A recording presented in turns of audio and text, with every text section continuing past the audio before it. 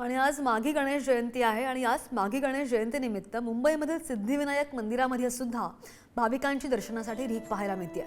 राज्यभरात माघी गणेश जयंतीचा उत्साह दिसतोय। माघी जयंतीला विनायक चतुर्थी किंवा तिळकुंद चतुर्थी असं सुद्धा म्हटलं जातं। ही माघ महिन्यामध्ये शुद्ध चतुर्थीला साजरी होते।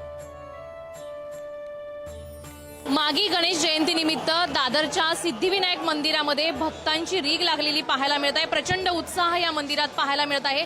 आज गणपती बाप्पाचा जन्मदिवस मानला जातो। आपण जर पाहिलं तर संपूर्ण मंदिराला फुलांची आकर्षक सजावट करण्यात आलेली आहे। गाभाऱ्याला देखील आकर्षक सजावट केलेली आहे आणि दुसरीकडे आपण जर पाहिलं तर भक्तांची रांगच रांग लागलेली पाहायला मिळत आहे। पहाटेपासून ही गर्दी अशीच आहे। आम्ही श्रीवर्धनवरून आलोय, रायगडवरून इकडे दर्शनासाठी। सकाळी 5 पासून उभे आहोत रांगेमध्ये। मी कुलाब्यावरून आली आहे, चर्चगेट।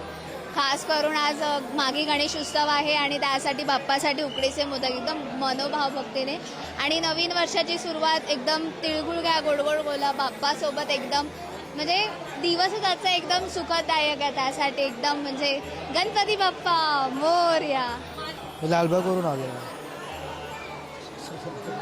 8 दिवस इथे वेगवेगळे कार्यक्रम होत आहेत। कसा उत्साह पाहायला मिळतो?